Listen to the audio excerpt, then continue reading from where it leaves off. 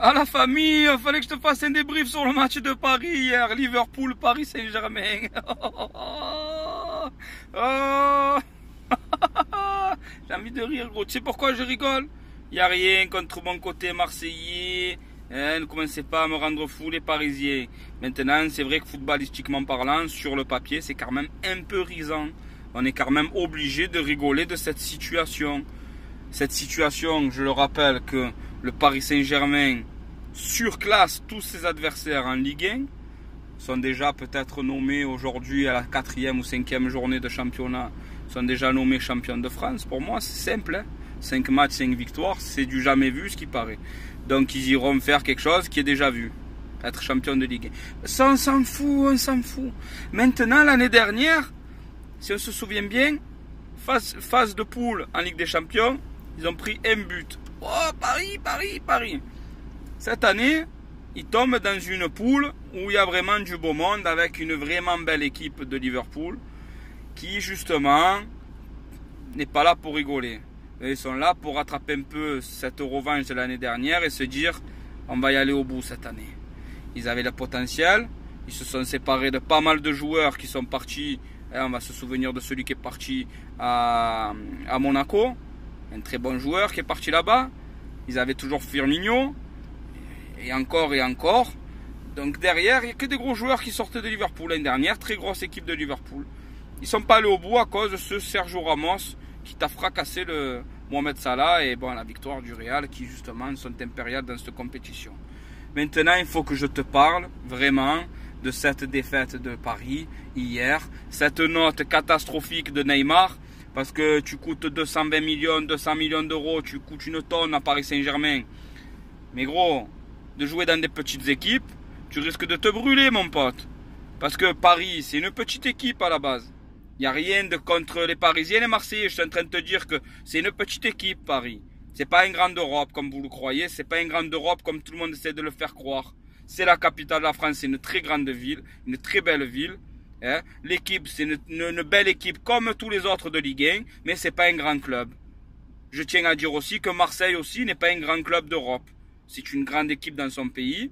Paris aussi, si tu veux, dans ton pays, c'est une grande équipe, comme Lyon, comme plein d'autres équipes, mais c'est pas une grande Europe. Donc il faut que tu te dises un truc, monsieur le Qatari, que tu peux mettre les tonnes de millions qu'il y a sur Terre, tout ce que tu auras. Si tu n'arrives pas à avoir tous les clés pour ouvrir les portes, tu n'y arriveras pas. L'année dernière, pour moi, je pense que tu avais l'une des plus belles équipes et l'une des plus grosses équipes que Paris pouvait avoir dans sa vie entière, dans sa carrière entière de club.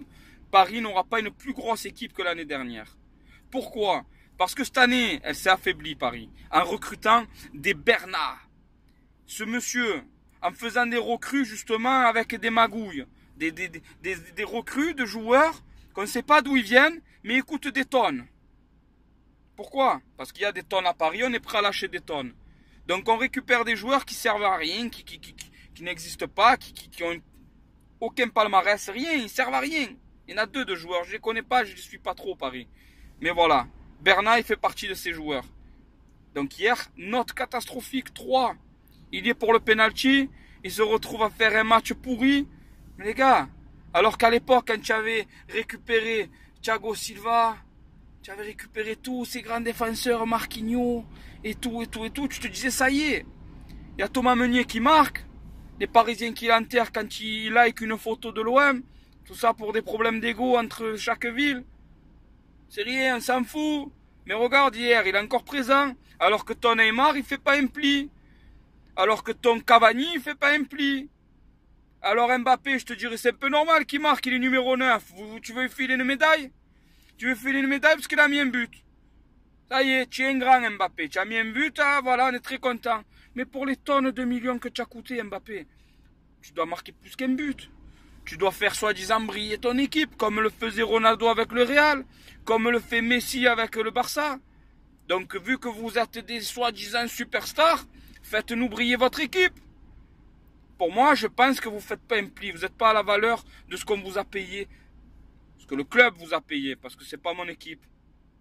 Donc voilà, je tiens à vous dire un truc, c'est que ça s'est très très mal annoncé pour le Paris Saint-Germain sur ce début de Ligue des Champions. L'année dernière, ils ont tout raflé, Ils sont pris un but sur la dernière journée de match de poule. Mais là, sur cette saison-là, ils ont fait un départ, mais tonitruant, mais à l'envers, gros. Voilà.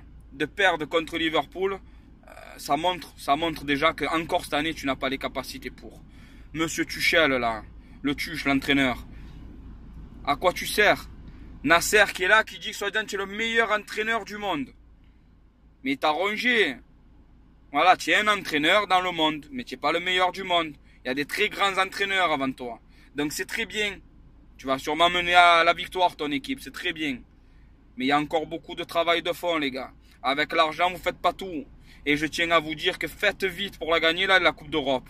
Parce que la Coupe du Monde au Qatar, elle arrive vite, elle aussi.